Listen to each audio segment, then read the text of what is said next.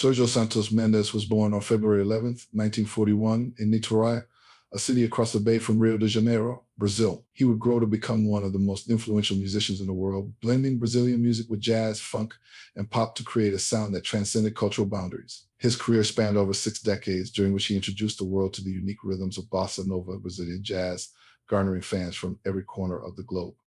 Early life and musical beginnings. Mendes was raised in a musical environment, and like many Brazilian children, he was surrounded by samba, the vibrant Afro-Brazilian music that permeates the country's cultures. His mother was a pianist, and her influence, combined with the samba and jazz that played in his home, created the foundation for Mendes' deep connection with music. He began piano lessons at a young age, gravitating toward classical music at first. However, as he matured, Mendes became captivated by the rise of bossa nova, a new genre pioneered by João Gilberto, Antonio Carlos Jobim, and other greats. It was a mix of samba rhythms with jazz influences, and Mendes found his calling in this blend of cultures. At the age of 17, Mendes moved to Rio de Janeiro to study at the National School of Music with the intent of becoming a classical pianist. However, as Rio's jazz scene began to blossom in the late 1950s, Mendes soon found himself at the forefront of a growing bossa nova movement. He performed in small clubs and soon attracted attention for his blend of Brazilian sounds with Latin jazz, particularly influenced by musicians like Stan Getz and Herbie Mann, both of whom had significant roles in introducing bossa nova to international audiences. Breakthrough with Brazil 66. By the early 1960s, Mendes had already made a name for himself in Brazil, performing and recording with artists like Jobim and Gilberto. However, it wasn't until his relocation to the United States that his career truly skyrocketed. Mendes moved to the U.S. in 1964, at a time when the world was hungry for Brazilian music. Bossa Nova had made waves in the USA, largely due to Stan Getz's work with João Gilberto and Jobim. Mendes capitalized on this momentum. In 1966, Mendes formed a new group called Brazil 66, signing with Amel Records under the mentorship of Herb Alpert, a trumpet player and producer. The group's sound was unique. It featured Mendes on the piano, along with a band that fused bossa nova rhythms, American jazz harmonies, and pop melodies. The lineup also included 2 female vocalists whose harmonies will become a signature element of Mendes' sound.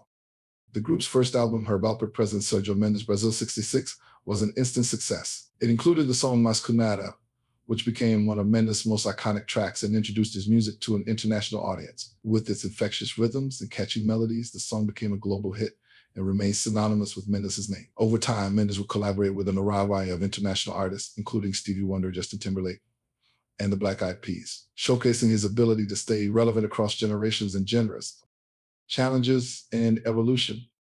Though the success of Brazil 66 was meteoric, Mendes faced challenges in maintaining his relevance as musical trends shifted in the 1970s and beyond. As rock and funk grew in popularity, the demand for bossa nova waned. Mendes, however, was never content with resting on his laurels. He continually adapted, blending his signature Brazilian rhythms with contemporary sounds and collaborating with artists who helped bridge the gap between different musical genres. The 1970s saw Mendes move away from the strict bossa nova sound into more pop-oriented music, which garnered some criticism from purists but allowed him to stay relevant. His 1983 hit Never Gonna Let You Go, featuring vocalist Joe Pizzullo and Leslie Miller, became a top 10 hit in the United States, proving that Mendes could thrive in the world of mainstream pop as well. In the 1990s, Mendes returned to his Brazilian roots with the album Brasileiro, which won the 1993 Grammy Award for Best World Music Album. The album was celebrated for its authenticity, with Mendes diving deep into the sounds of contemporary Brazil. This was a major turning point in his career, as it reaffirmed his status as a musician who could honor his roots while staying relevant in a rapidly changing music industry. Family and personal life. Sérgio Mendes married his musical partner Graciela Laporte in 1966. And their partnership lasted more than 5 decades until his death. Graciela was a significant presence in Mendes' music, often performing as a vocalist with him, particularly with Brazil 66. Their personal and professional relationship was one of the key dynamics of Mendes' career, with Graciela's contributions helping shape the distinct sound of many of his most iconic songs. Mendes was also a father, and while he kept his family life relatively private, he often spoke in interviews about the importance of balancing his career with his role as a father and husband. His family remained close-knit, and Graciela was by his side until the end of his life. Later years and collaborations.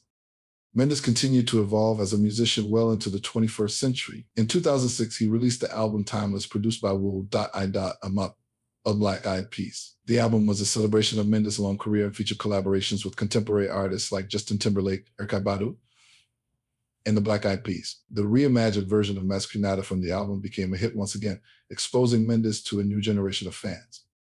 The success of Timeless proved that Mendes' music had enduring appeal. It also illustrated his remarkable ability to connect with younger audiences and artists, staying relevant in an ever-changing music landscape.